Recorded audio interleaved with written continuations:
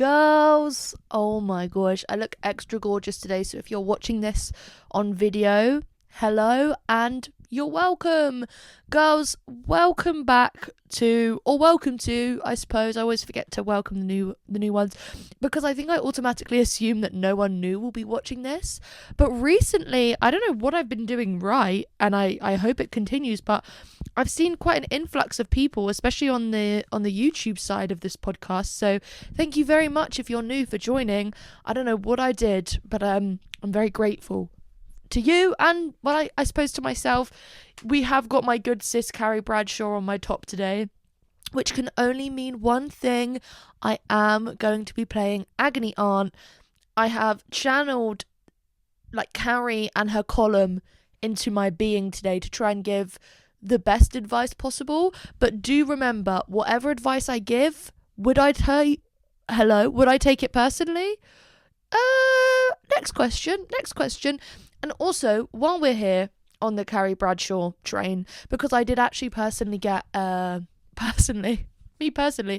got a name necklace. I got it in silver because I'm not a gold jewellery wearer. If anything, I would like mix and match, but I do just go for silver normally because I just think when you are pasty, like me, you don't really wear gold. Also, I have got fake tan on, which will come under housekeeping in a minute. But while we're on the topic of Carrie Bradshaw, I feel like now that I've watched Sex and the City, because before I watched Sex and the City, I was a Carrie hater. Every clip I saw of her, I was like, oh my God, girl, get up. Girl, don't be a flop challenge. Every single time failed. Now I've watched it and I hear that people have watched it and they still hate Carrie. You hate Carrie because she's real. You hate Carrie because to be cringe is to be free. And she is...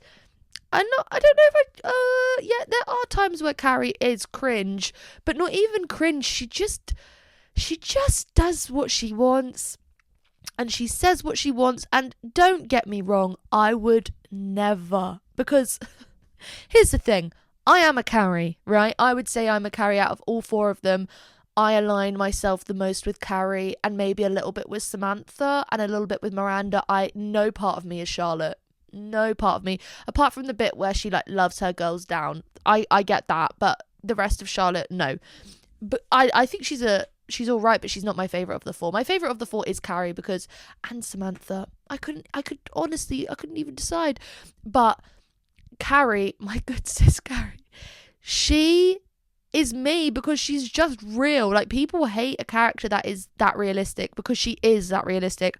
But when I say that, I just want to go on record and say that I would never, ever, ever, ever, ever, ever, ever turn up to a man's door and say, get it while it's hot. Or, you know, the beret with voila, French fry. No. Or the top hat and the sort of whip in her mouth. Go, please. Oh, my mum is watering the plants right outside my window.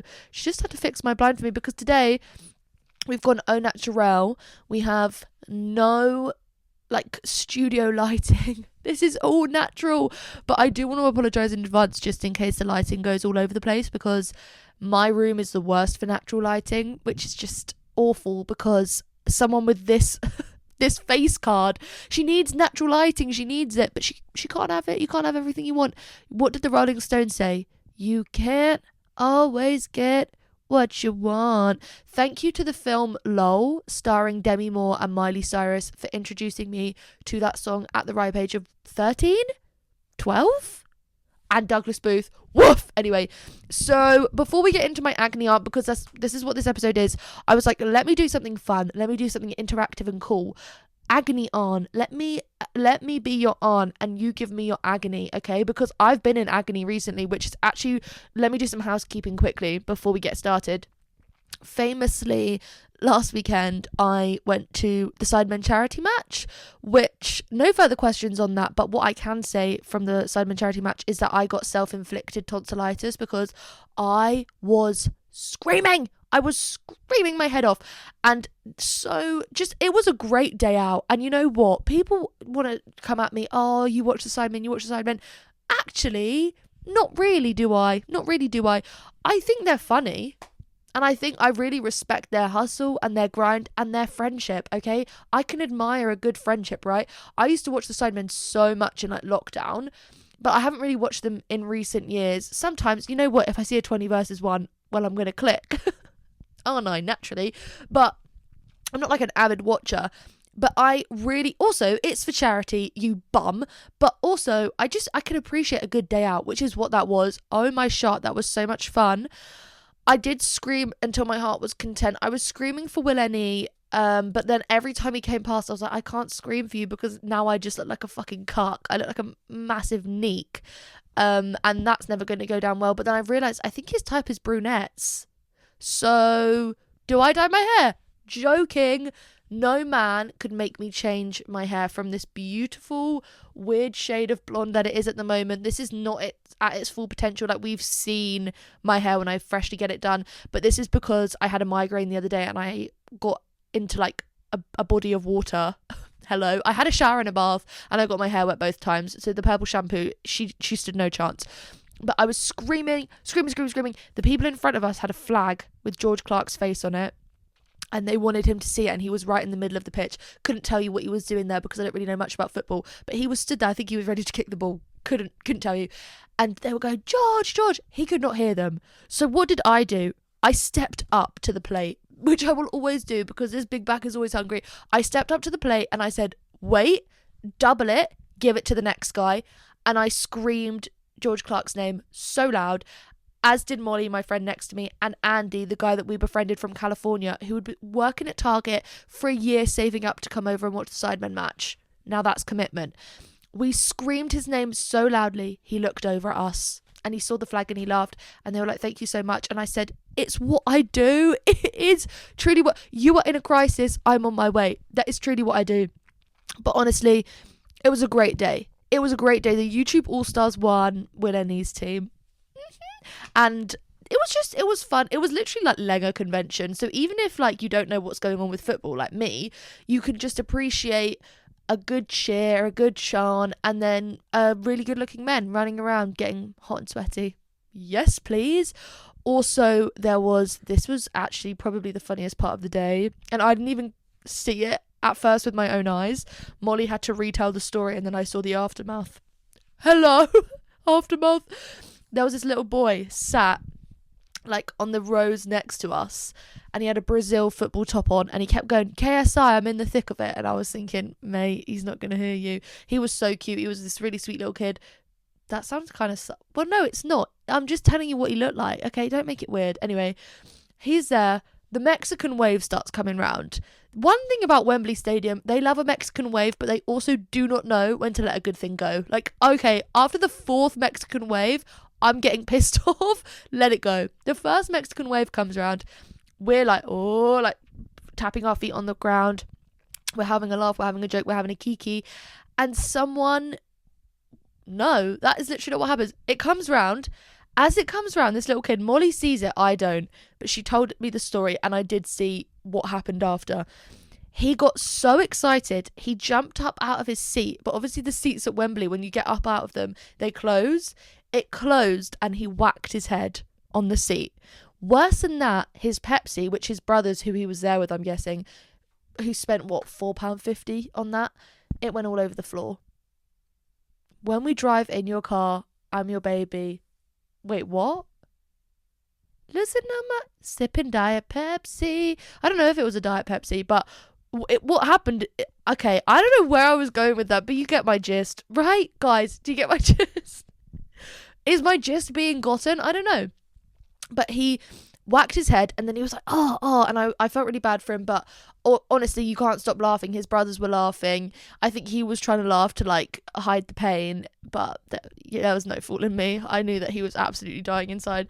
And then the Mexican wave started coming back round again. And when I tell you, this kid was so scared.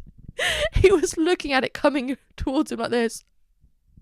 I was crying and I looked over towards them and his brothers and they were laughing and I laughed and it was kind of funny, but I was also like, oh, I don't want to seem like I'm being a massive fucking bitch, even though I guess I am being a massive fucking bitch because I'm laughing at a kid who's just got hit in the head. But it was just absolute like pure cinema. It was so funny. Anyway, so we went to the Sidemen match. It was a really good time. We went out for dinner. We got Spaghetti House. Me and the waiter at Spaghetti House, we were having a little diva off. We were having a laugh. And then I was like, okay, let's go to this pub in Soho. So we were on Oxford Street, or like just off Oxford Street. I was like, okay, Molly, I'm going to take you to this pub in Soho. Bearing in mind, Molly's from Cornwall, so she doesn't really know London very well. I don't think I'd know London that well if there was a test, but I was like, oh, let's go to this pub. Me and Alan had been there before. It's a nice pub, like whatever. We go to this pub, right? And it's kind of giving like middle-aged man vibes. Like there's a lot of like 40, 50, 60-year-old men in this pub. And I'm thinking, okay, this maybe wasn't the best place to come, but it was nice. It's such a small pub as well. It's the smallest pub I've ever been in. I think, well, it's quite small. Anyway, the point is, we're sat there, we're having a drink, we're having a laugh. These guys come in, and immediately I'm like, yas, leng, two lengers, two not so much as, they're just there, you know? So I say to Molly, I'm like, look at those guys. And she's like, yeah, I get it. One of them has this crazy moustache. The other one kind of, I don't even know if anyone knows the YouTuber Alex Holty. He kind of gave that vibe, but nowhere near as leng as Alex Holty. Like, let's not get it twisted. So we are looking over in their direction, and then we decide to play this game of let's guess everyone's name in this pub. So we start looking around at people, and we're guessing their names, and we start guessing the names of these guys, right? And I say one of them looks like a Tom. The one that looks like Alex Holty a bit looks like a Tom. The other one, Molly said, looks like a Peter. Then one of them goes up to the bar. And so I think, now's my time. I swoop in. I say, hello. Can I ask you a question? I didn't even say hello. I said, can I ask you a question? He said, yeah, what is it? I said, what's your name? He went, Jack. I went, fuck. He went, why? I said, that's not your name. Your name is Tom. He went, no, my friend's name is Tom, though. I was like, oh, awesome. Awesomeness TV. And he went, why? And I said, we've been trying to guess everyone's names in here. And he was like, my friend with the moustache is called Jacob. I said, no, wrong. We think he's called Peter. Turns out his dad was called Peter. Anyway, we're talking. He starts guessing my name. He goes, is it Elise? I said, go away. I think I literally went, leave. He went, what is it then? I went, oh, it's Elise. I said, I'm lying. He went, what does it begin with? I said, it begins with M. He said, okay, Mel? Maddie? Mandy? I said, Mandy. I said, no, I'm not 50. I said, that is not like, also, I don't think anyone's name is just Mandy. I think it's Amanda, and then it gets shortened to Mandy, right? I was like, okay, no. Then I say it's Maisie. He was like, oh, Maisie. I was like, oh, was that your next guess? Anyway, he says to me, anyway, I'm going upstairs, because there's this like dance floor upstairs. He was like, you should come dance with me. I was like, okay, lit. I said to Molly, we're in, let's go upstairs. We go upstairs, we get a drink upstairs. Behind us in the queue is his friend with the moustache, whose name is Jacob. We know that. He obviously doesn't know we know that. He starts telling us that his dad's name's Peter. He lies and tells us that his dad is the DJ. The DJ is called Ryan. These guys, one thing about these guys is they did not stop lying the entire time they were with us, okay? We're talking to them. Their friend Tom is a bit of a weirdo. Me and Molly aren't a big fan. Then they have another friend who they said was called Tom. Turns out his name was Ross. It was really, really fucking random. Anyway, we're talking. We're all having a laugh. Whatever. And like, it's good. They're both flirting. So Handlebar Moustache and Jack are flirting with me and Molly. So it's not really clear who's for who, if there's like a distinction. But it's just kind of fun, you know? We're having fun. And then... he goes to me, where are you from? They thought I said Jersey. I said, no, I'm from Surrey. I said, do you know Thorpe Park? They said, yes. I said, do you know Ali G? They said, yes. I said, that sort of that area. I said, yeah, no, I'm from Surrey. They said, okay. And he went to me, do you know this place? Which this place was by Brighton, right? So obviously I knew it. And I went, yeah, I know that place. He went, oh, that's where my girlfriend's from. I said, your what? He went, my girlfriend lives there. I said, you have a girlfriend? Are you lying? And he went, no, why would I lie about that? And I was like, I don't know, you've been kind of lying about literally everything else we've spoken about. I was like, so that's probably why. I said, girlfriend? He was like, yeah. I said, how old are you? How old is she? He said, I'm 25, she's 23, like, we met at uni. So if he left uni, what, a year ago, 2 years ago? They've been together a few years minimum. He has a girlfriend. This is the guy that asked me to dance with him. I literally had no words. And then Molly, when I told Molly, she was like, what the fuck? She went over to him and she was like, why did you ask her to dance if you have a girlfriend? And he was like, no, you don't get it. She's so chill. Like, if you knew my girlfriend, she's so chill. Like, she wouldn't mind. You're a liar. And that is what you're saying to yourself to try and like condone your cheating. So that happened. Honestly, girls, I was flabbergasted for the rest of the night. We came home. Literally every word that came out of my mouth was either, I can't believe that, what the fuck, what is wrong with people, I hate men, like, life is hell. I couldn't get over it. The next day, I dropped Molly at the train station. We were just debriefing about it again because she was like, they left after that. They were leaving. And I said to them, are you leaving? And they said no. And I went, oh, shame. And then the guy with the moustache who'd been flirting with me, but also like he kept going mute and just nodding at everything I said to try and annoy me and then showing his tongue. It was so random. He acted like he didn't know my name. And I was like, oh, you guys are so fucking weird. They left without saying anything. And I think it's because Molly called them out on their bullshit. But it was so weird. And it's just, it kind of sent me into psychosis slightly because I was just like, this is what it's like. Like, this is what men are like. They are so untrustworthy. And I just feel so bad for the girl at home who's like, they're in a long distance relationship or like a medium distance relationship, and she thinks that her boyfriend is loyal and like he's just going out for a pint with his mates, and actually he's just flirting with multiple other women, and then being like, oh no, it's fine, my girlfriend won't mind. So why didn't you bring her up straight away? Like, it took him like, what, half an hour, 40 minutes to tell me about her. Also, it was such a random way of doing it. Because if he hadn't said, I would have not known. So maybe he finally got a guilty conscience 40 minutes in. Either way, I'm terrified, and it literally did send me into psychosis. And what's even funnier is a lot of these agony aunts are about men, and men still send me into psychosis. So do remember that, and remember that I have such a turbulent relationship with, well, every man I've ever been with, and also with dating apps and meeting people and everything. So let's keep that in mind. But with that being said, let's get into some agony aunt questions. What are they called? Like, I don't even know. I want my own column. Oh my god, sorry, I just burped. I want my own column. Okay, let's go.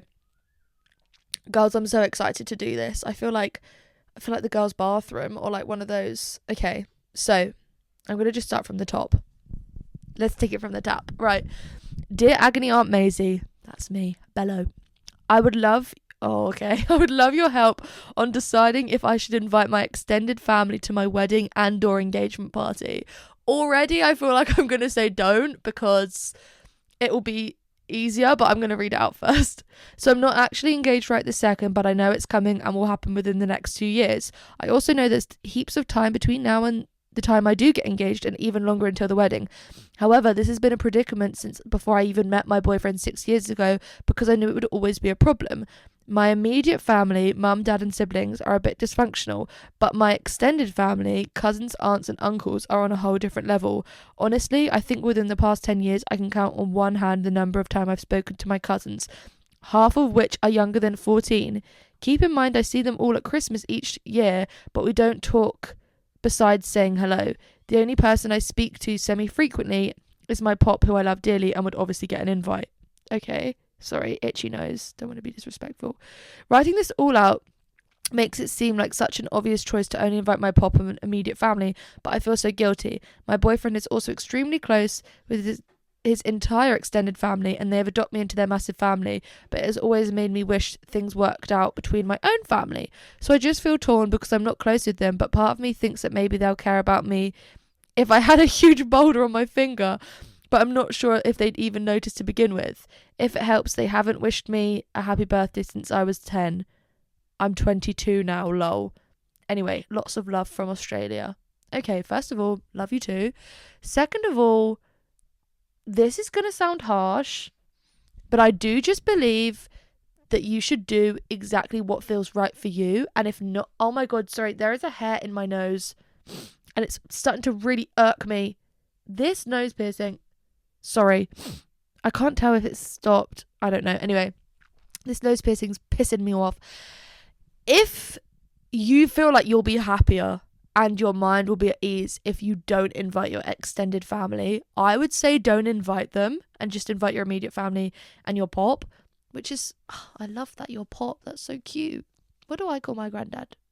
Granddad. Anyway, I do think that weddings and anything to do with like marriage, babies, people automatically assume they have a right to be invited, that they need to be there because they're family. Girl, family can be whoever you want. There are people that are in my life who are not even related to me by blood, who are closer to me than my actual family are, okay? If I was to get married, I genuinely think, I was thinking about this the other day because I obviously need to be worrying about this with the lack of boyfriend I have, or girlfriend, whatever. But if I was to get married, I do think I would do a really small intimate ceremony and then just have a big fat fuck off party and then invite whoever, because it doesn't really matter. But if you are if you are, what is the word? Shoveling out? If you are forking out? Hello? But if you are paying out loads of money for an engagement party, for a wedding, whatever, you should only invite people that you actually want there, because that is your money at the end of the day. And you don't want to look back in like however many years when you look back at your wedding and think, why did I invite these people who I don't speak to? They don't wish me a happy birthday. That is insane. And also, weddings are so expensive. Like, I don't think it is bad in a way, and I don't think you should be made to feel guilty for not inviting people that don't put much effort in with you. It would be different if like these people, you saw them all the time and then you were like, actually no, I'm not going to invite you. It's your day, okay? And I also am a massive advocate for being selfish. I think that people are too concerned with how others will think of them or how others will feel. And you should be selfish. And if there is one day in your life that you get to be selfish, it's on your wedding day. It's your day. You are celebrating your relationship, your love. Why are there going to be people there that don't like you? Okay? That is always one thing that I had a huge issue with in my last relationship, because obviously the relationship wasn't right.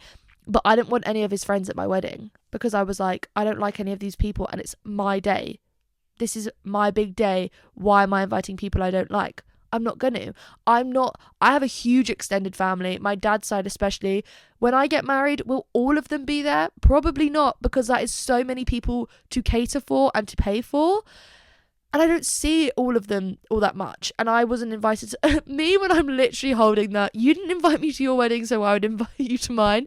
But it's the truth. There is extended family on my mum's side that I probably wouldn't invite because I don't know them that well. And so I shouldn't feel like I have to invite them. You know what I mean? So genuinely, if you do not want them there, or you do not think that they should be there, or that they don't put enough effort in with you. Oh my God, Vinted, leave me the fuck alone. Where's Do Not Disturb? There. If they don't put much effort in with you and you don't feel like it's the right thing to do, don't invite them, and do not feel guilty for it. You're going to have your boyfriend, then husband's family there, who obviously love you and appreciate you. You're going to have your close family there. You're going to have your pop there. Those are all the people you need. And also, like, you'll have so many other people there, friends, family. Like, there's going to be so many other people for you to worry about. You're not going to be missing these people, it sounds like. And if you think you will miss these people, if you feel like you'll get to the day and then you'll really miss them, then invite them, or speak to your mum about it, see what she thinks. It's obviously a difficult decision, and it's one that you have time to think about, but do not feel like you have to invite them out of guilt because it's your day and you get to be selfish. I hope that was good advice. Fuck, I don't know if I'm well qualified for this. Yes, I am. Just do whatever you think's best. Maybe as well speak to your boyfriend about it, see what he thinks. Obviously, his take on things might be a bit different because he obviously is quite close with his extended family, but you can always see what he thinks about it. And if he thinks, yeah, and if he's saying to you, oh, maybe we shouldn't invite them because you're not that close with them, listen to him. Well, actually, you don't have to, but like, you can talk about it and it can be a healthy discussion. Me remembering that people are in good, solid, stable, healthy relationships and they listen to each other. But if he thinks, oh, maybe we should or maybe we shouldn't, make a pros and cons list, talk it out, talk to your family about it, talk to your boyfriend about it, and see what they think. And honestly, just sleep on it. Write it down. Writing things down always helps. Write it down, sleep on it, see what you think, see what you decide. There's nothing, and do not let anyone make you feel bad if you decide not to invite them, because it's, like I said, it's your wedding, it's your day to be selfish, and it's also, more importantly, your money. So I hope that helps. And I hope that he proposes soon. And I hope you do get a boulder on that finger, because I wouldn't be accepting. Me when I can't talk. I wouldn't be accepting anything less. Okay. Someone said, okay, my guy friend confessed his love for me on a night out very drunk recently. For context, I'm very much not into men. Love to hear it. We've been friends for like 4 years and have lived together for 2, although he now lives with his boyfriend or best friend. And we also have a mutual best friend who I still live with. And he now lives with his BF. And we also have a mutual... I don't know if that's boyfriend or best friend, but either way, he lives with someone else, a mutual friend. What? We've been friends for like 4 years and I've lived together for 2, although he now lives with his BF. Best friend, boyfriend, whatever. And we also have a mutual best friend who I still live with. Stuck on what to do. Do I bring it up or just pretend it never happened? Lamau. First of all, that is such a dilemma. Oh my God. I literally think I would not be able to think about anything else but that if that happened to me. Because that is huge. Having a guy friend confess his love for you and he knows that you're not into guys. Friend, pal, buddy, what did you think was going to happen? Oh, okay. I personally think I wouldn't bring it up, because that would just be facing a lot of uncomfortableness and awkwardness that you could avoid if you don't bring it up. But I also understand if you wanted to bring... Okay, see, this is why I mean that my advice is shit, because what am I talking about? I can see why you'd want to bring it up. It makes sense. It makes sense to want to bring something like that up. But honestly, I do think not bringing it up is better off, genuinely, because unless he does, I don't know what good is going to come of it. Because like I know everyone says like drunk words are sober thoughts and all the rest of it, but he obviously brought it up when he was drunk because he was too embarrassed to do it sober, or like he didn't feel comfortable enough to do it sober. So if he brings it up, maybe then have the conversation about it and sort of obviously let him down gently and be like, I really appreciate... Oh, it sounds so bad when you're like, oh, I really appreciate your friendship and I love that we're friends, but you know, I'm not into that. But I do just think you can have the conversation is quite easy, because you can just be like, I'm not into guys, which you know, but he can, I guess it doesn't matter, like the fact that like you can't help who you fall in love with and you can't help who you love, like especially like he does know that you're into girls, and so it's obviously just confusing for him as well. Maybe that's why it took him getting drunk to bring it up. But if he doesn't bring it up, maybe just don't say anything. And then if he does, you can. Or maybe he'll get drunk again and say it to you again. And then you can be like, hey, you said to me a few times now that you think you love me. And I really appreciate it. And I love you as a friend. But obviously I'm into women. Don't want to ruin this friendship. It does sound so cutthroat when you say it like that. Oh, that's so lovely. Like, I just don't want to ruin our friendship. Which it does obviously then kind of taint the friendship, because you have to like let them down. But I think I wouldn't bring it up. Maybe that makes me a huge coward. But I just think, why would you want to bring up an uncomfortable situation? And it's not just going to be uncomfortable for him, it's going to be uncomfortable for you as well. So unless he brings it up or he does it again when he's drunk, I would say just leave it. And then if the situation arises again, you can go from there and just be like, hey, never going to happen alert. Sorry. That sounds mean, but I feel like that's the only way to do it. Okay, next one. Hey Queen, I'm normally quite a silent viewer, apart from the occasional story reply, but I love your content so much. First of all, #thank you. Love the podcast especially. Thank you. I feel like the vlogs get so much love, and sometimes I forget that the podcast is a thing, and then I'll go onto this account and I'm like, wow, people like this as well. I feel so blessed. My agony lies within a hospitality job. I'm back in the trench with you. Okay. I'm undiagnosed autistic. My doctor basically said he could tell I have it. I've been on the wait list 2 years, called them up because they said I should have heard from them, and I've been told I've got to wait another 12 to 18 months to be seen. Girl, I'm so sorry. That's awful. I'm a chef and waitress, and my management genuinely hate managing to the point where they make my life a living hell. I know all hospitality jobs are brutal, but the treatment I get is next level. I'm struggling to find a job anywhere else, and I'm struggling to even stay alive at this point. Anyway, sorry to trauma dump on you, Queen. Keep slaying, from Rihanna. First of all, don't apologise, because that's what I'm here for. I have been there with you in that fucking trench working in hospitality. I've been just standard waitress, I've been bartender, I've been supervisor, and honestly, what I've noticed, and maybe you can find a bit of comfort in this obviously isn't going to solve your problem, and what I am manifesting for you, and I'm going to write in red ink and put under my pillow tonight, is that you get a new job and that it's a good job for you. But what I found is, especially in hospitality, women are treated like shit. Shock. Like, they are treated like shit everywhere else. But men do not have to face the sort of things that women have to face. When there's trouble, when there's drama, it's immediately blamed on the women.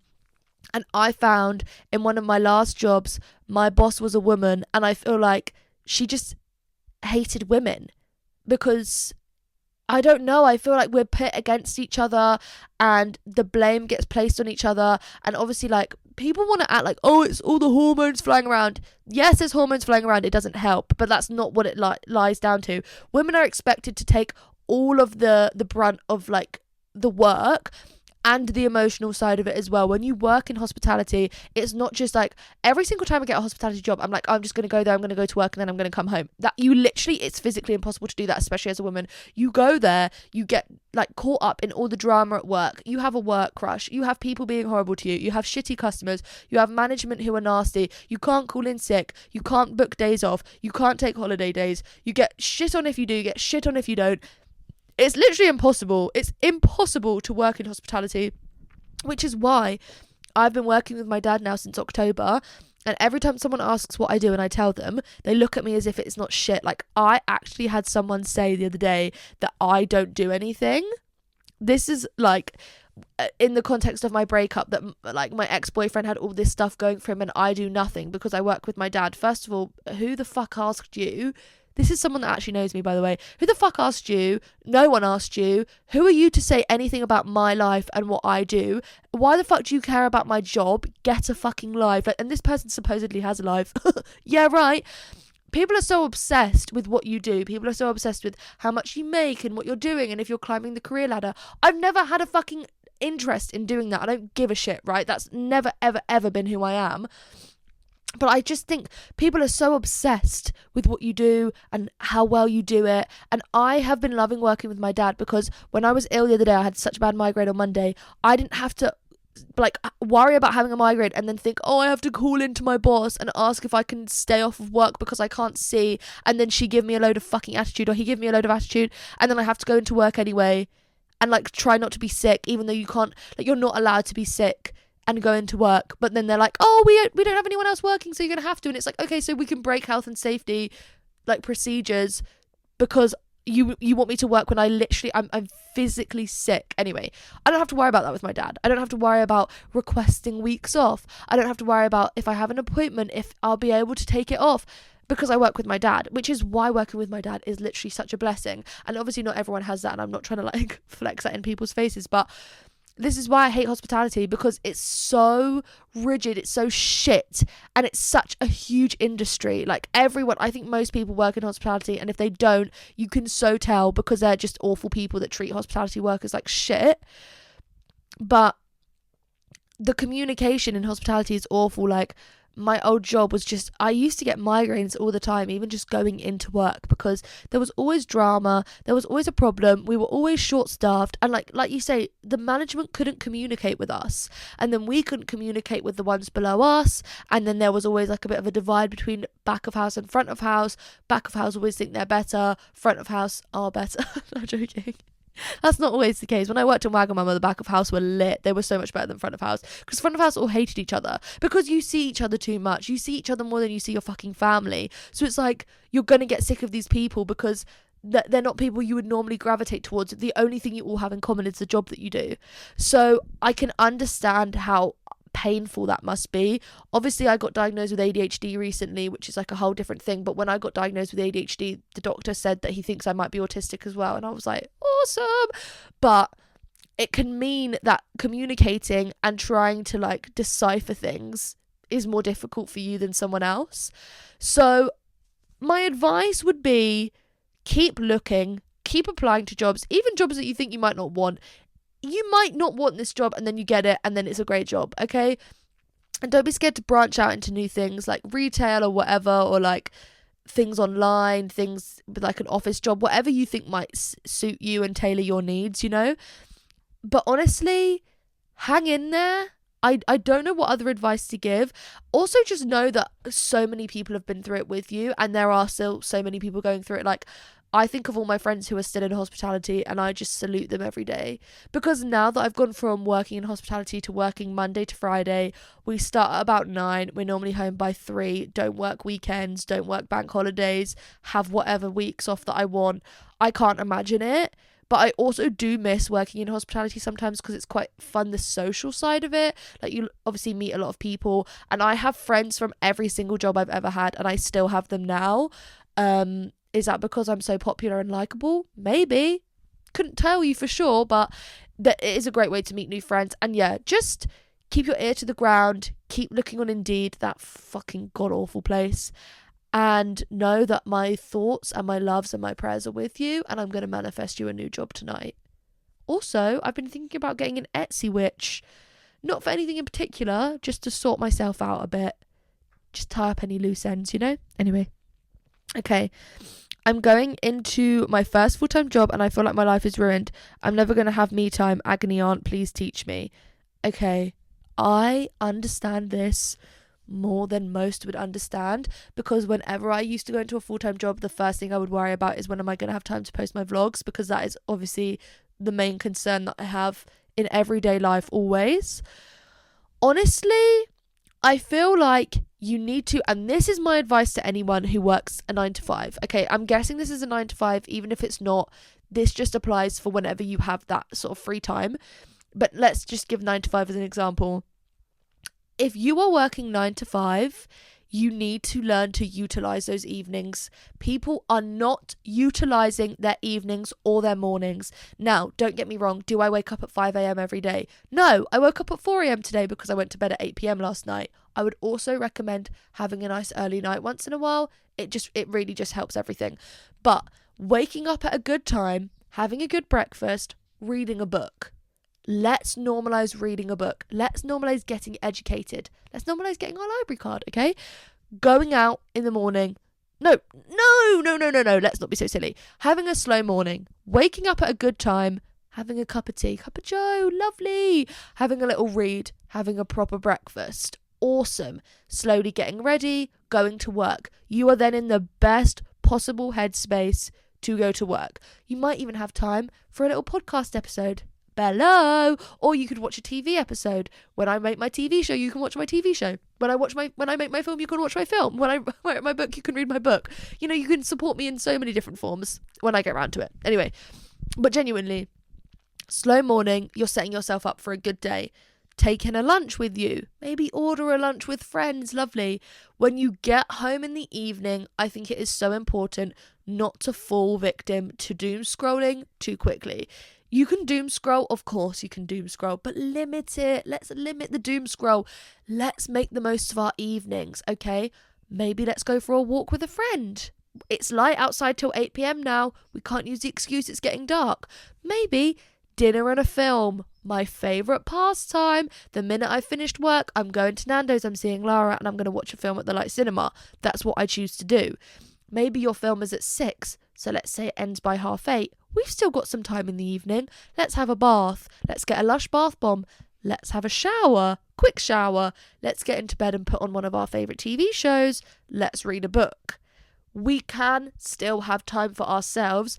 It's just making the time. It's so hard to do that. I understand, because I never fucking do it. But you can do it, okay? Weekends. Friday. my tummy is rumbling like nobody's business right now. Fridays, okay? You want to make the most of your Friday evenings so that you're going to get the most and reap the rewards and the benefits of your weekends. Making plans in advance, booking time off, okay? Never let your boss make you feel bad for having time off. You have those days holiday, they are yours. You are allowed to use them. Don't let anyone tell you otherwise. If you're working a 9 to 5, I'm guessing you have bank holidays off. Make plans, go on a walk, have a barbecue, go day drinking in London if that's what your heart desires.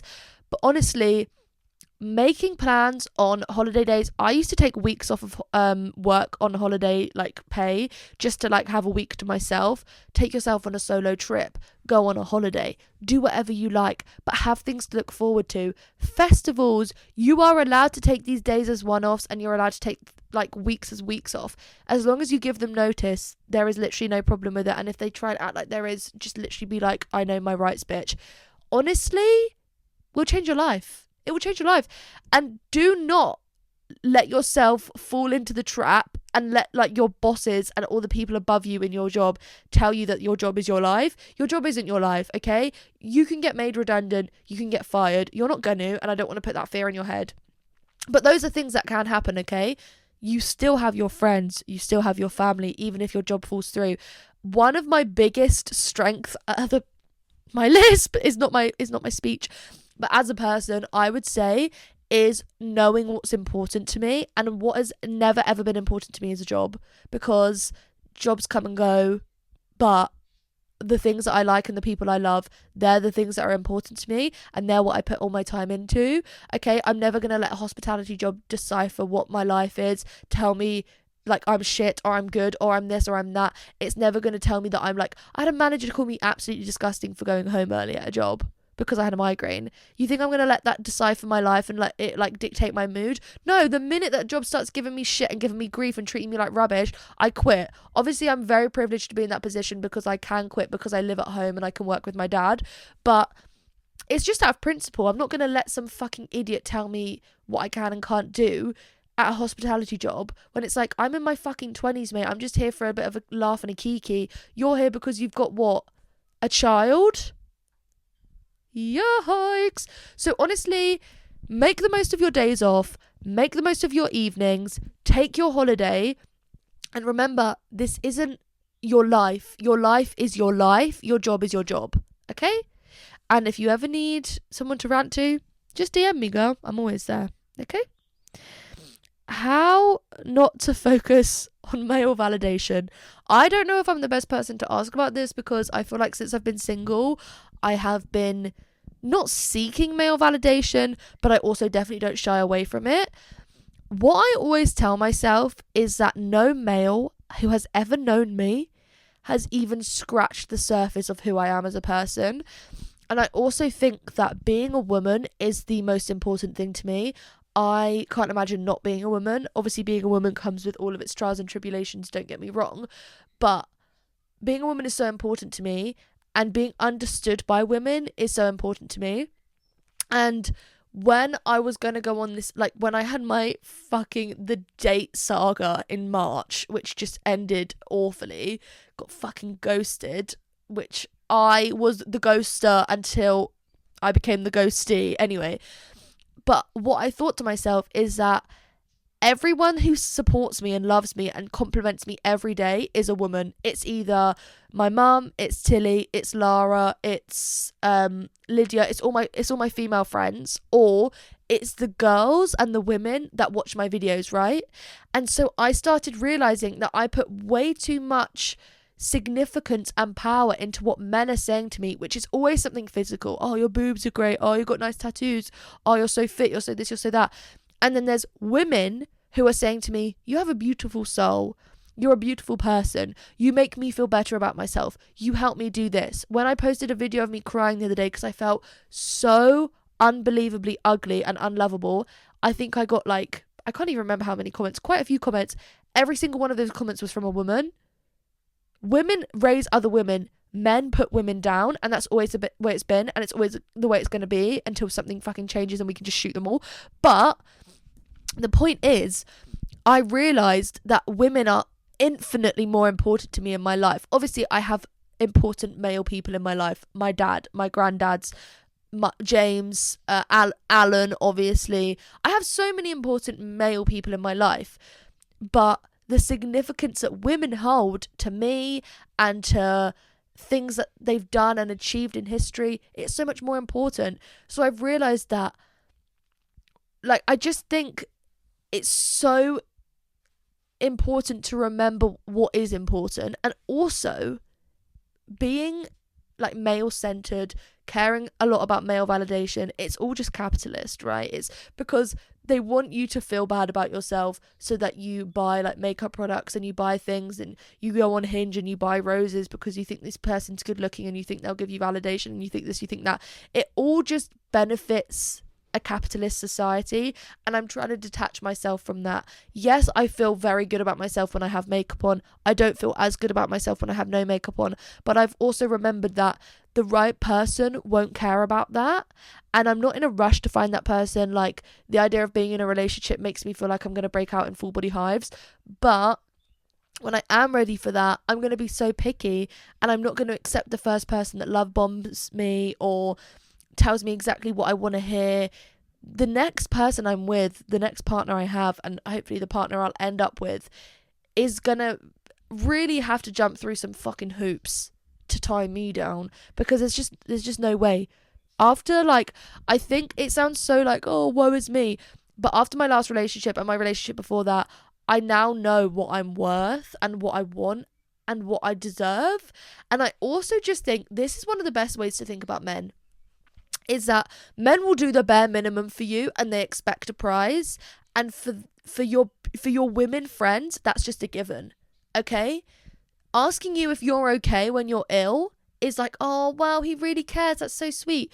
Lara will just ask if I'm okay anyway.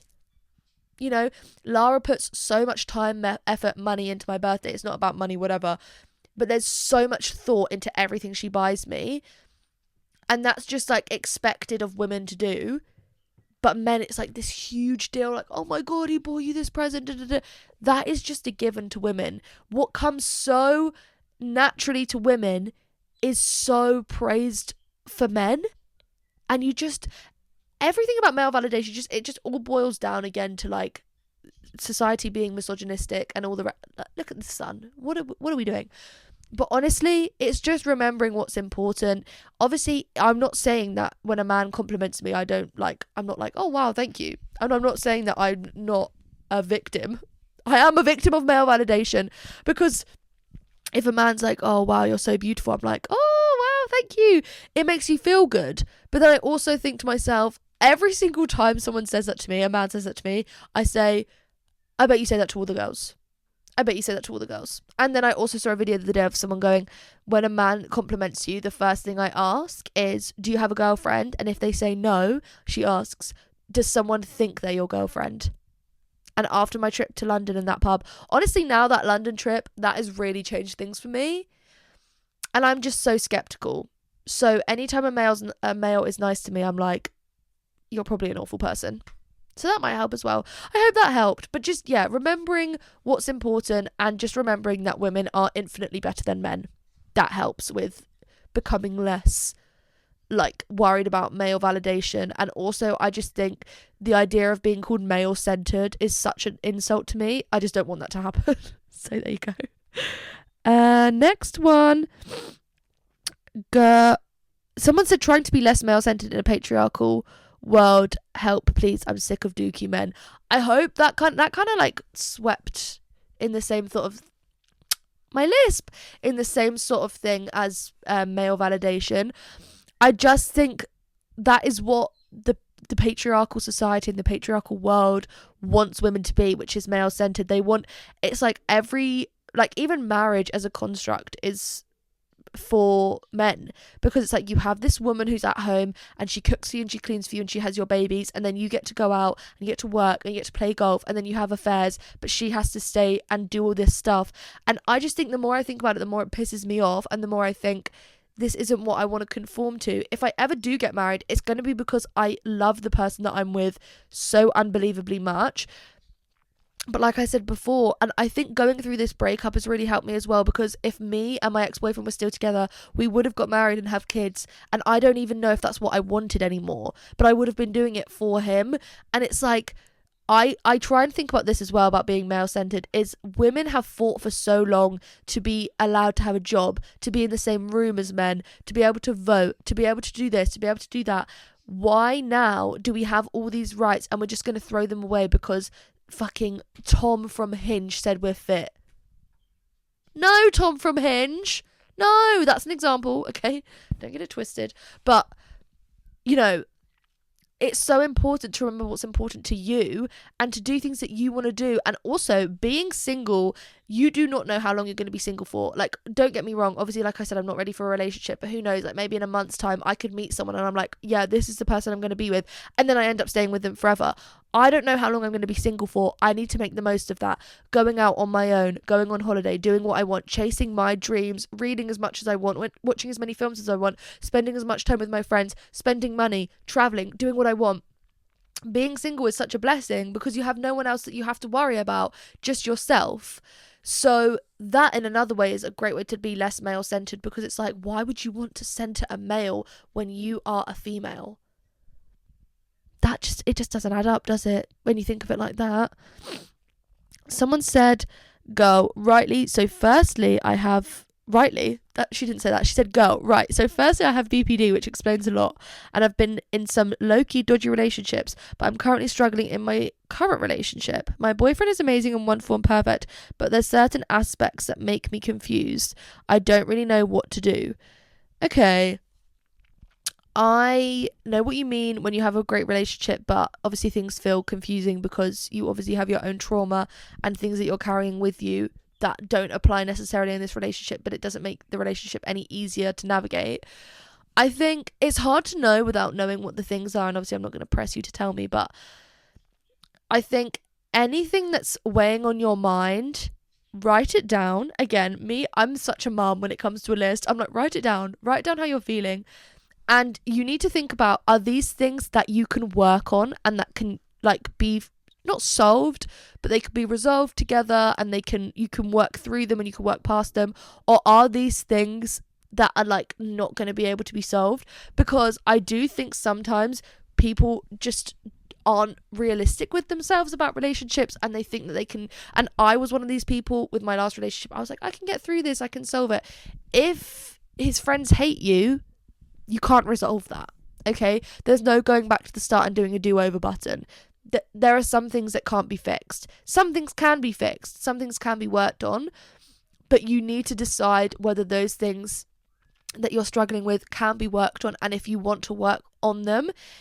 And also, like I said, just being brutally honest with yourself. Do you see yourself staying with this person? If you don't, maybe that's a good time to like reflect and think, oh, maybe I shouldn't be with him. But I just think brutal honesty is the only way to be in these situations, to be frank about things, and just to like really, just be blunt. Because now I think if I had been blunt and if I had been frank about things and I'd really confronted how I felt, I would have been single for way longer than I have been. We broke up in January, we would have broken up in August. But I was scared. Oh, the phone's ringing. Why have we got a fucking landline in 2026? But yeah, I think being really harsh and honest, confronting whether you can work through the problems that you have and that you're facing, or if maybe you just need some time apart. If he's understanding, he will if he's understanding, he'll understand that. Doy! But like, if he's willing to make things work, he'll understand that maybe going apart for a bit, having a bit of time apart and then coming back together might help. Or maybe that time apart will show you that maybe that the relationship isn't right for you. But just know that as scary as it is, the idea of like having time apart, everything will work out the way it's supposed to be. Like, I thought I was going to die the night that I got broken up with, and now I'm better than ever 3 months on. So try and keep that as perspective. Obviously, me saying that I'm doing really well after my breakup isn't going to help you if you go through one. And I'm not saying you're going to break up either. That's not what I'm saying. And I'm so scared it's going to be misconstrued. I'm not telling you to break up with your boyfriend. I'm just telling you that it is really necessary sometimes to be very like matter of fact about things, thinking about what's right, thinking about what's wrong. Will you work through it? It's just a new perspective to look at things through. God, I hope that helped, because I'm scared now that it's going to be misconstrued. And I don't want that. Okay. Someone said, oh my gosh, I have a few more. Oh my gosh. Someone said, how do you have the confidence to have casual sex? I'm young and single and want to be free, but I'm just so shy and socially awkward and insecure that I never put myself out there. First of all, I want to say that if you are going to have casual sex, please make sure it's protected and make sure that the guy is or girl is nice, and that remember that if you change your mind, there's nothing wrong with that, and if they're guilting you into it, then they're a rapist, okay? Anyway, the way I used to have casual sex is that I would meet people on dating apps and then just sleep with them and then never speak to them again. Or I would meet them at like work or wherever, and you know, you get a work rush. Sorry, why is my nose pissing me off? You get a work rush, you sleep with them, whatever. I have a lot of false confidence when it comes to men. I think a lot of people think that I'm like this innately confident person. I am very confident. I know who I am. I'm quite sure of myself. But a lot of the time when it comes to flirting, it is literally just like putting on a persona and gearing yourself up to do something, because it's scary talking to someone new, especially if there's like attraction there. Honestly, I think it's easy to like be like, oh, you do this and do that. I think sometimes it will just come naturally to you when you are ready to do it, and I don't think you should force yourself into doing it if it doesn't feel right. But sometimes it's just going out. Maybe you go to a club, maybe you go to a bar, maybe you go to a pub, you meet someone, you naturally hit it off, and then they might be like, oh, do you want to come back to my place? If you feel safe, if you feel like it's the right thing to do, go. Always carry condoms on you and always share your location with someone so that they know where you are. But honestly, it's about just embracing what you want and remembering that it doesn't make you a whore, it doesn't make you a slut, because men are celebrated for having one night stands and women are condemned for it. It doesn't add up. But as long as you are happy and safe, then you can do whatever you want, and you're entitled to do whatever you want. I do think a lot of it came from being young. When I was like 22 and 21, I was like, I'm going to have loads of casual sex and it's going to be so much fun. Inevitably, it ended up being quite detrimental to my self-confidence and my self-worth. And now I've had, two casual things since I've broken up with, since I've had the breakup with my boyfriend. And they didn't end that well either, because both the guys were just men and just not great. But honestly, if that is what you want to do, it's just sort of putting yourself out there, and just, if you look good and when you look good, you feel good, and when you feel good, you look good. So going out, putting on a nice outfit, honestly, going on a dating app, but also if you feel like dating apps are starting to consume you, which they did with me, delete them. They're just not worth the hassle, and they're just not worth it at all. But sometimes you can meet people in that way. And it's just like, when you meet someone new and you have casual sex with someone, you get to decide who you are, because you don't have to be yourself. You don't have to give them all these tender, intimate parts of yourself and these vulnerable parts of yourself. You can just be this person for the night. So you can lie. You can be like, oh, I lie all the time. I say I'm a heart surgeon. I say I'm a part-time model. I tell them that I won the London Marathon. None of that is true, but you get to have fun and you get to be this person who as long as you're not lying about anything crazy, or like, I don't know, you're just like, you can just have fun with it. You can just be who you want to be for the night. Honestly, confidence comes from within. Remember as well, you are the prize. You are what they're going after. If you want to say no, you can say no. If you want to say yes, you can say yes. Don't let anyone shame you for your choices. And as long as you're being safe, I cannot stress that enough. Wearing protection, making sure that you're comfortable with the person, not doing anything you're not into, then I think you can have fun with it. But also remember that it can become a bit like, you don't want it to become this thing that you're sort of like addicted to doing, or like going out and putting all of your sort of like self-worth into these men that you're sleeping with. Like I said, that happened to me. I thought I was being like this empowered girl boss. I wasn't. I didn't really know who I was. So I think, don't lose sight of who you are, but have fun and don't let anyone tell you that like it's bad. Again, was that good advice? I don't know. Also, DM me if you want. I feel like everything, I'm like, just DM me if you need me. One piece of advice you'd give for a girl for their first time having sex. If it hurts, that's normal. Don't do anything you don't want to do. Do not feel like you have to like do like some crazy positions or like you have to do like anal. Okay, you don't have to do any of that. Just make sure you're having fun. It's like consensual. It's in a safe space. It's with someone you feel comfortable doing it with. Do not also feel, I feel like this is such a big thing, especially for girls who are a bit older. I lost my virginity when I was 15, which was 10 years ago this year, which is actually disgusting. But I lost my virginity when I was 15. And I think if I'd lost it later on to someone that wasn't my boyfriend, or like if I was like a virgin when I was 19, 20 at uni, I would feel the need to sleep with someone immediately because I'd want to get it over and done with. You do not have to do that. If you want to lose it to someone random on a night out, you can. If you want to wait for your first boyfriend, you can. If you want to wait till marriage, you can. There's no right or wrong. There's no like playbook for when you have to lose your virginity. Just as long as you feel comfortable and you want to do it, then that's all that matters. Also, yes, it will hurt. There is literally going to be a dick in you. It's going to not feel great. But you can also have it feel nice, and I feel like if the person you're doing it with is a nice guy, then they will want you to be comfortable as well. But honestly, don't rush into it. Have fun, be protected, and make sure that you feel safe and it's all like a safe space. I think that's my biggest advice. And then also, like, if you want to have sex again after, you kind of know what to expect and you can start experimenting more. You can look into doing different positions, but don't feel like you need to rush into any of that as well. Also, I feel like some people have a really good first time. It just does depend on like who you're doing it with and making sure they're not a dickhead. That's my best advice. Advice for getting out of a funk as a depressed girl, and advice for starting antidepressants.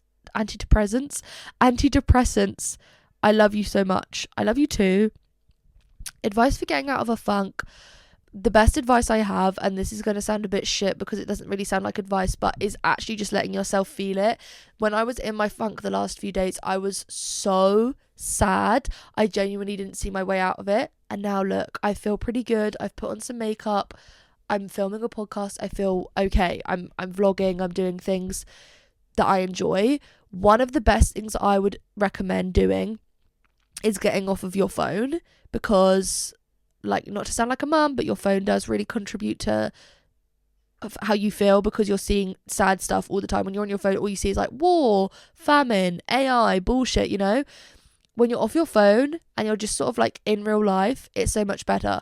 Honestly, watching a film, watching a TV show, reading a book. Books, I know that I'm like little miss like book advocate, and like not everyone likes reading, but reading is such a great form of escapism, so why wouldn't you want to do it? Drinking water, going on walks, eating your favourite food, but also just letting yourself be, playing a game on your phone, okay? I love Good Sorting. If Good Sorting want to work with me, I'm right here. I'm ready to take the sponsorship. I love Good Sorting. It's such a fun app, okay? Spending time with people you love, watching shit TV. When I was sad, I would just get Tilly to come round and we would sit and we would good sort on our phone while watching Love Island. Yes, those are two screens at once. I don't give a shit, okay? You have to allow yourself to feel what you're feeling, okay? Also, journaling is really good. The other day I have a journal that I write in at the end of every day. Well, I'm supposed to. Sometimes I forget and I need to catch up. But I have a journal that I write in like that. And then the other day I just started writing down like how I felt really depressed and ugly, and getting all of those feelings out. After, I just sobbed and sobbed and sobbed and sobbed. And after I'd written that all down, I felt immediately better. It's crazy.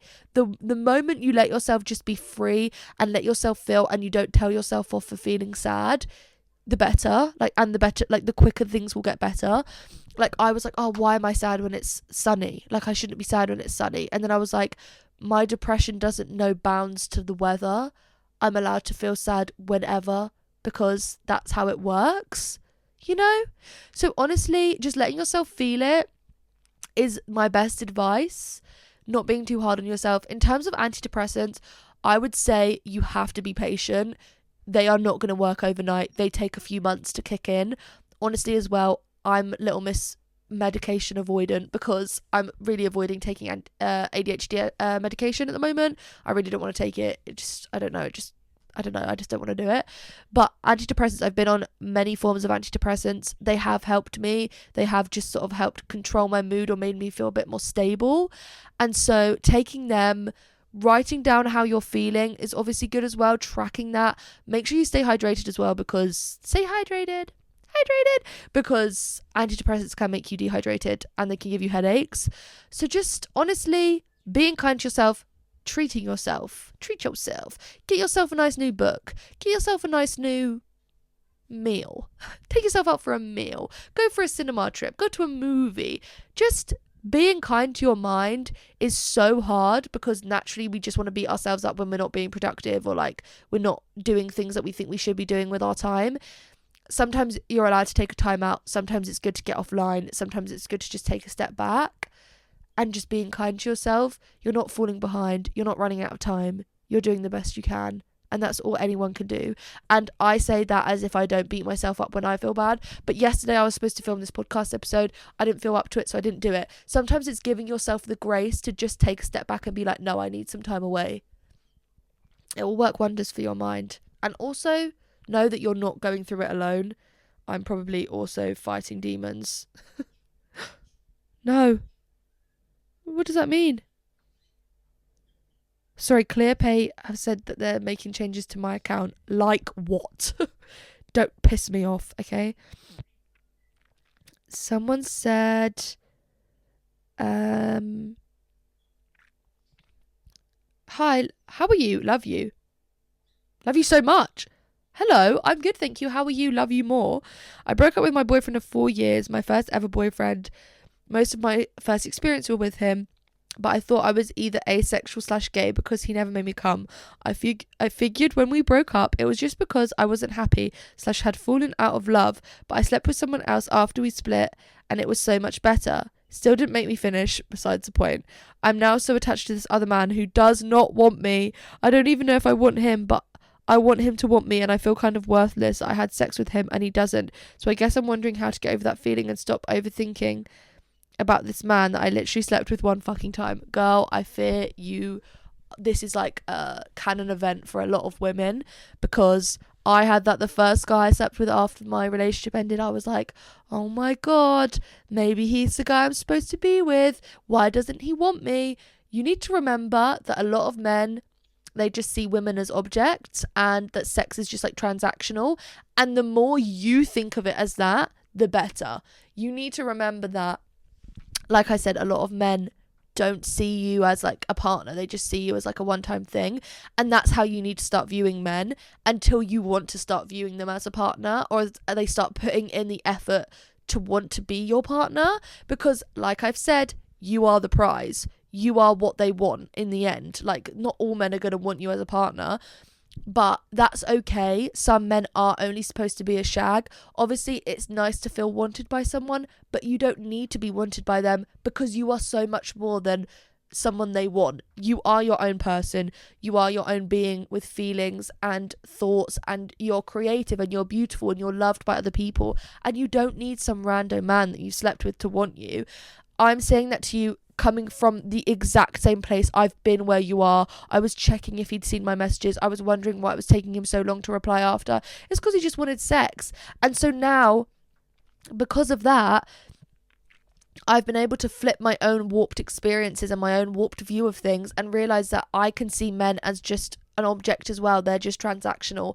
I just want to meet up with them and have sex and leave. And the minute I start thinking to myself, oh, maybe I like him, I just remind myself, no, you don't. No, you don't, because you want to be single. You were in a relationship for 3 years. No part of you wants to be in a relationship. And that the person that you want to be in a relationship is not some guy that you've had a one night stand with who is like, can't even make you finish.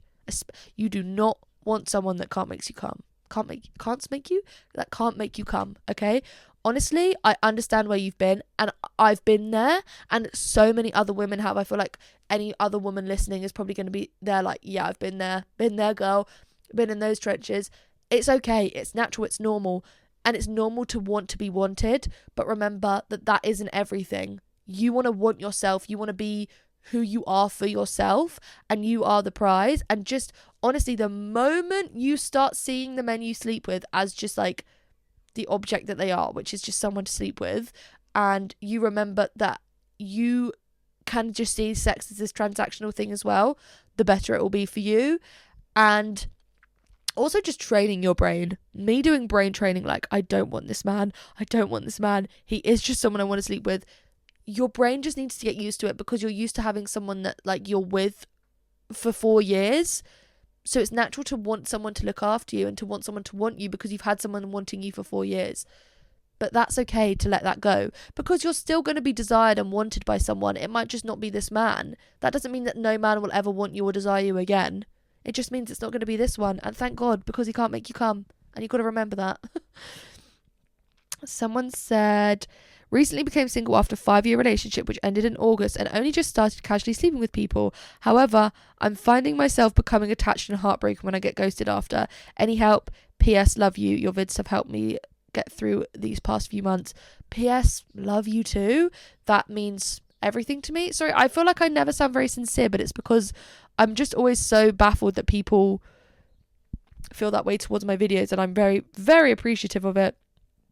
I feel like that kind of umbrellas under the last point I made about remembering that everyone you sleep with or you meet are not going to be the person you end up with, and that's okay, because every person you sleep with, every person you meet, every person you go on a date with, that's just another bit of experience under your belt that you can use to grow and learn to the next experience, to the next one, and then inevitably when you find the person that you're going to be with, you have all of this experience, all of this knowledge under your belt. You know that what you want and what you expect and what you're not going to settle for and what you are going to settle for and all the rest.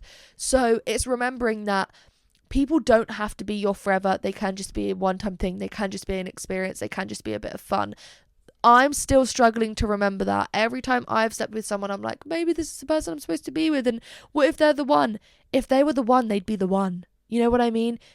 If they're not replying to you, they're not the one. Also, men that ghost, they're just shit people, and you need to remember you don't want that. What is that sound? Is it my microphone? I can't tell. Anyway, they're not going to be the person that you'll end up with, because why would they be if they're ghosting you? They're just pieces of shit, you know? So that is allowed. You are allowed to feel that way, and do not beat yourself up for feeling that way, because I've been there. When I got ghosted by a guy I hadn't even gone on a date with, it's all I could talk about. Tilly, she was on the front lines. If she's watching or listening to this, she will vouch. She was there every single day, me saying, oh, I think I'm getting ghosted, I think this. I didn't know him. And he obviously wasn't the person for me. And why would I want to be with someone that's making me go absolutely insane, worrying if I've said something wrong, or if I've done something wrong, or if he's going to ignore me? That you will be the perfect amount for the right person. You will not be too much for the right person. And you are allowed to meet people, and you're allowed to go through the motions, and you're allowed to think that maybe they are the one, and then things don't end the way you want them to. And that's allowed as well, you know? Just all of this is part of being human. It's part of dating. It's part of being in your 20s. It's part of being a woman and thinking that this person might be the right one, and then they end up being the wrong one. And that's okay. Like I said, it's allowed. It's normal. Oh my God, it's my dad. He's back from his speed awareness course. It's okay. Honestly, and now the dogs are barking. Awesome sauce. I'm filming a podcast. You can't see me. He's scared. He's looking in my window. I'm not answering, love. I'm not. But honestly, don't beat yourself up. Everyone's going through the same thing. And like I keep saying, if you need to, DM me, because I have so many experiences of this. I've been through this so many times where I've slept with someone and I'm like, they're the person that I'm meant to be with. No, the fuck they're not. Oh my God, my voice has gone really, my throat's gone really dry from talking so much. Let me get my Awala. Perfect. Thank you, Awala, for your Awala. Oh, I just spat water everywhere. Okay, I have a couple more, and then we're done. We're done. Oh, one of them is, how can I decenter men in my life? They take up too much time in my brain, and I'd like to be a queen like you. I'd like to think that I have kind of already answered this, but I also want you to understand that I am not like completely, I haven't fully learnt to decenter men in my life. I am still guilty of every once in a while re-downloading Hinge, re-downloading Tinder, seeing what's liked me, realizing that no good's going to come of it, and then deleting the app again. I am not better than anyone. I am not above like male validation and like wanting men to validate my feelings and make me feel good about myself. So please do not let me have you fooled. Do not let me have you fooled. Do not let me fool you and make you think that I have it all sorted out, because I don't. And I'd like to think that the advice I've given has answered that a bit and can help a bit, but also like I very much appreciate that, and I love the fact that maybe I come across like I haven't got like that as a problem, but I do. I very much do. And being single now is kind of why I had the breakdown the other day after being in London, because I was like, wow, this is what dating's going to be like. This is what finding someone new is going to be like. Is anyone even trustworthy anymore? And like, you have breakdowns about it, and that's okay, but it's good to like just remember that the right person will be the right person to keep on pushing, and that men aren't everything. Women are so much more, and I do not have it all sorted out, so please don't let me fool you there. But thank you for saying that I'm a queen. Needed that. But I'm a queen in my own right, but maybe not in the male-centered right, because sometimes I still feel victim to it, and I'll sleep with a guy and then I'll feel like shit after. It's just part of the experience, isn't it? Okay, I think this is the last one. I think someone said, hey girl, oh, sorry, this has gone right to the bottom. Hey girl, this is quite a mundane one, so sorry in advance. Don't apologise. I'm currently unemployed. I left my job to go to Vietnam for a month, and now I'm back home and stuck on whether to go searching for a new job or stay employed so I can enjoy the summer with no job. Why can't I read? I've been enjoying unemployment because who the hell wouldn't? But part of me feels like, I literally can't read. Part of me feels bad if I stay jobless for too long, because me and my boyfriend have been together 5 years this June, and I've been moved again. I'm going to start this from the beginning, because what the fuck. Hey girl, this is quite a mundane one, so sorry in advance. Don't apologise. I'm currently unemployed, lol. I left my job to go to Vietnam for a month, and now I'm back home and stuck on whether to get searching for a new job now or to stay unemployed so I can enjoy the summer with no job. I've been enjoying unemployment because who the hell wouldn't? True. But part of me feels bad if I stay jobless for too long, because me and my boyfriend have been together 5 years this June, and I've been having the moving out chats. So I feel bad if he feels that it's just him that's working to save money for a place.